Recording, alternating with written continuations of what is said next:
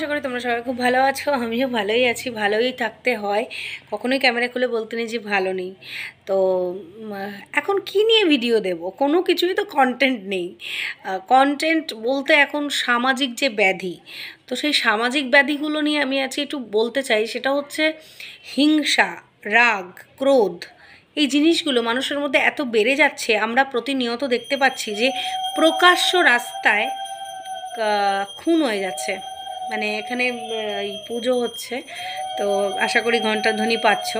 তো ঈশ্বরের কৃপায় এগুলো যেন বন্ধ হয়। দেখো, এই বছরটা হচ্ছে মঙ্গলের বছর। তো এই বছরটা আমরা যদি অ্যাস্ট্রোলজি দেখি, বিভিন্ন মানুষের প্রেডিকশান দেখি, বা প্রেডিকশান ছাড়াও বিভিন্ন জিনিস যদি মানে তন্ত্র বা অ্যাস্ট্রোলজি বিভিন্ন আলোচনা তোমরা দেখো, তো দেখবে মঙ্গলের বছরে কিন্তু অ্যাক্সিডেন্ট খুব বেশি হয়। তাই খুব সাবধানে চলাফেরা করা উচিত। অগ্নিসংযোগ হয়, সেটা তো আমরা প্রথম থেকেই দেখছি ক্যালিফোর্নিয়ায় কী অবস্থা, এবং প্রত্যেক জায়গায় দেখবে কলকাতার মধ্যে অনেক জায়গায় অগ্নিসংযোগ ঘটেছে। এটা কিন্তু মঙ্গলের বছরে হয়। আর মঙ্গলের বছরে দেখবে যে যেমন কর্ম করবে ঠিক কর্মের ফল পাবে। কর্ম যত বেশি ভালো হবে, ফল তত বেশি পাবে। কারণ এই বছরটা হচ্ছে হনুমানজির বছর, বজরংবলির বছর, মা কালীর বছর। তো সেনাপতি হিসেবে ভগবান মানে আমাদের যে হনুমানজি, তিনি তো রামের সেনা হিসেবে ছিলেন, রামের দূত। তো তোমরা যদি সেনার মতন নিজেকে, সেনা যে থাকে সেনা প্রধানের মতন খাটতে পারো, তাহলে তোমরা ফল পাবে। তো এখন মানুষ হচ্ছে ফ্রাস্ট্রেটেড অতিরিক্ত হয়ে যাচ্ছে।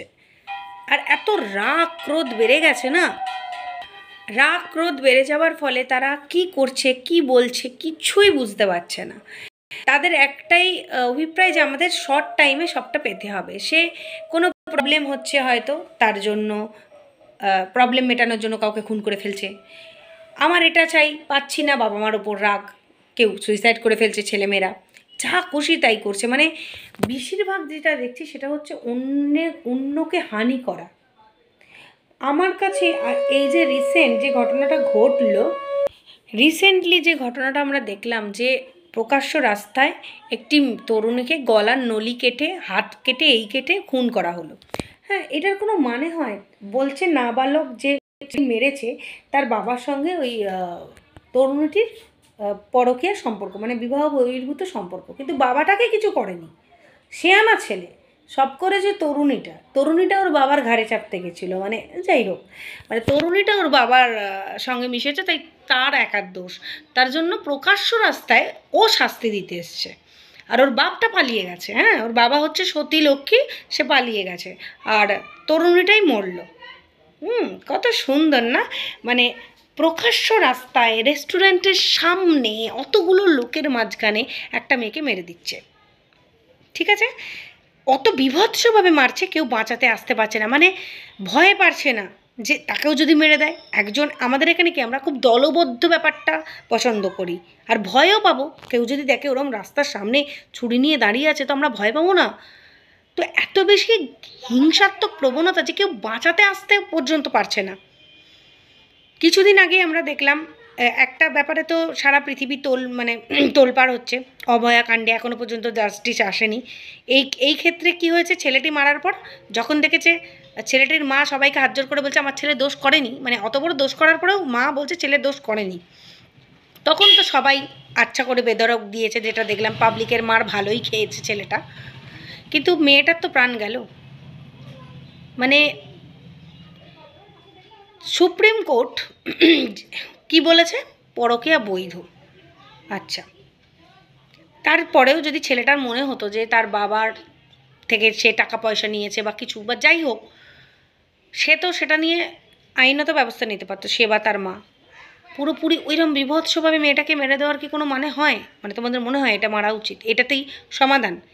এতে কি হলো, আরও এদের মতন ক্রিমিনাল মাইন্ডেড যারা আছে তাদের মাথায় এটা ঢুকে গেল যে আমরাও এগুলো করব। কারণ ক্রিমিনালদের তো শাস্তির ভয় নেই, তারা তো পাগল, তারা তো বিকৃত মস্তিষ্ক। যখন শাস্তিটা পাবে, পুলিশের ডান্ডাটা পড়বে, তখন মনে হবে কি করেছি। যখন মান সম্মান সব যাবে, তখন মনে হবে করেছি, তার আগে মনে হবে না। তো তো এক্ষেত্রে তার বাবার দোষটা কেন দিল না আমি বুঝতে পারলাম না। বাবাটাকেও তো ধরে ঠ্যাঙানো উচিত ছিল। বাবা চলে গেল চোখের সামনে, তাকে কিছু করলো না ছেলেটা, যত দোষ হলো মেয়েটার, মেয়েটাকে মেরেই দিল। মানে এই ব্যাপারটা ছাড়াও যদি আমরা অন্য প্রসঙ্গ দেখি, যে কোনো মেয়ে যদি কোনো দোষ করে বা কোনো ছেলেও যদি দোষ করে, প্রকাশ্য রাস্তায় তাকে মেরে দেওয়া হবে, পুলিশ প্রশাসন হাঁ করে দেখে কিছু করছে না। মানে ওই চত্বরে কোনো পুলিশই ছিল না, বা এমনকি কেউ ছিল না যে জিনিসটাকে আটকাতে পারতো। আমরা কলকাতার রাস্তায় কি সেফ আদপেও? আমরা জানতাম যে অন্যান্য স্টেটের থেকে আমাদের ওয়েস্ট বেঙ্গল খুব সেফ, বিশেষ করে কলকাতা, কিন্তু এখন সেটা একেবারেই আলাদা হয়ে গেছে। কলকাতা কিন্তু এখন আর সেরকম সেফ আমরা বলতে পারবো না, যে ঘটনাগুলো ঘটছে। অবশ্যই আপনাদের মতামত দেবেন। আপনাদের এক একটা মতামত আমাদের ভিডিও করতে আরও উৎসাহ যোগায়। যদিও এখন ভিডিও আর করতে ইচ্ছা করে না, দেখবেন খুব কমই সবাই ভিডিও দেয়, বিশেষ করে যারা কন্ট্রোভার্সি জোনে ছিল তারা খুব কমই দেয়। তবুও আমি একটু অন্যরকম আলোচনা করলাম।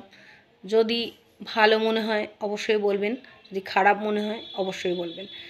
ফ্রাস্ট্রেটেড মানুষরা কী করে বা করতে পারে সেটা আমরা দেখছি। আর মানুষের মধ্যে ফ্রাস্ট্রেশনটা এত বাড়ছে, এখন কম্পিটিশনের যুগ, মানুষের এই চাই ওই চাই, প্রয়োজনের থেকেও অনেক বেশি চাই। এই বেশি চাই করতে করতে মানুষ শেষ হয়ে গেছে। কম্প্রোমাইজ করে উঠবো, শর্টকাট খুঁজবো, খাটবো না, এই আর কি ব্যাপার।